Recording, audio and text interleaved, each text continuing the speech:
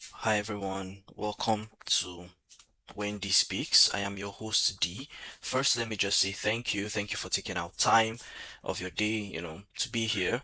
I know life is busy, you've got things to do, but somehow you've decided to spend some time listening to me talk today. And this means a lot to me, and I just want to say thank you. Wendy Speaks is a space for real conversations. We're going to be talking about adulthood, the parts that nobody really prepares you for.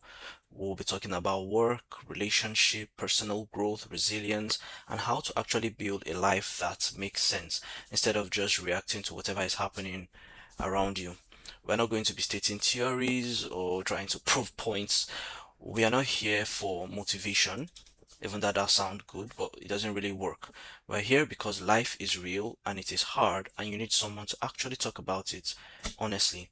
So, if you're still figuring things out, if you're still finding your footing, if you're still struggling, even if you're winning and you want to win better, then the space is for you. If you hear what resonates with you, do me a favor, like, share, follow, comment, and share it with someone that you love. Send it to that friend who needs to hear this. Post it in your group chats. You know, let's just grow together. Now let's dive into today's episode.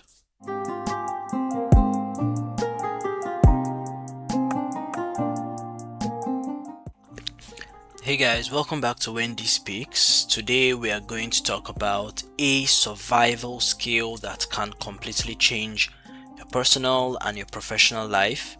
And to explain it, we are going to look at dogs. Stay with me. Have you ever noticed that a dog can instantly sense if you're afraid of them?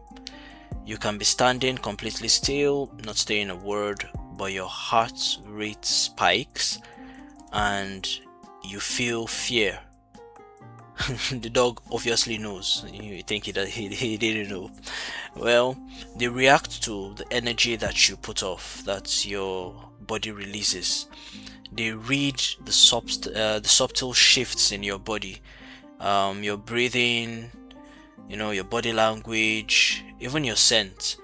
They are hypersensitive to their environment, right? Now, how does this translate to making our lives better? It translates to emotional intelligence. It translates to soft skills. Because in the human world, whether you're trying to close a massive business deal, navigate a relationship, or even lead a team, you need that exact same amount of sensitivity to the environment around you. Most people walk through life completely oblivious to the room that they find themselves in. They are so trapped in their own heads, thinking about what they want to say next, that they miss all the silent signals happening right in front of them. I've been in a strategic meeting where someone is pitching an idea, and you can literally see that the decision makers have checked out. Their arms are crossed, they are looking at their phones, energy is dead, but the person pitching just keeps talking, completely unaware that he lost the entire room like about 10 minutes ago. Or think about your personal life. Your partner is unusually quiet, the energy is off, but instead of pausing and tuning into that frequency, you completely ignore it and just talk about your own day. When you lack sensitivity to your environment, you tend to miss opportunities, you ruin negotiations, and you could even damage relationships. You have to learn how to read the unsaid things. You have to learn how to sense the fear, the hesitation, or even the excitement in the room, just like how dogs sense and the energy of strangers. How do we then develop this skill? How do we become deeply attuned to our environment so that we can navigate this life like a pro, like a master? First, stop talking and start collecting data. The loudest person in the room is rarely the smartest. The smartest person is the one quietly observing. When you enter into a new environment, take the first 5 minutes just to scan. Who holds the influence here? What is the mood? Are people relaxed or tensed? Gather the data before you make a move.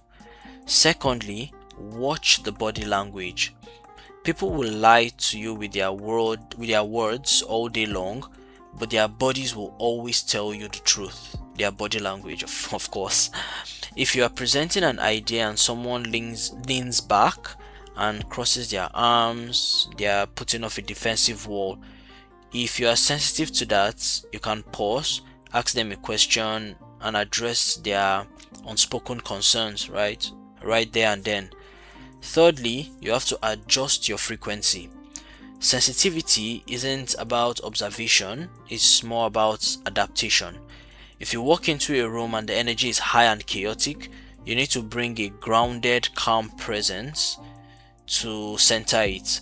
If you walk into a room where everyone is unmotivated, you need to bring the fire. You match or you alter the environment based on what the situation requires.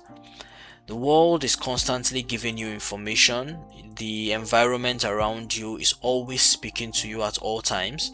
The question is, are you really paying attention? This week, I want you to practice this. Walk into your next meeting, your gym, or your living room, or before you say a single word, just take the temperature of the room. Just observe. Be sensitive to the energy.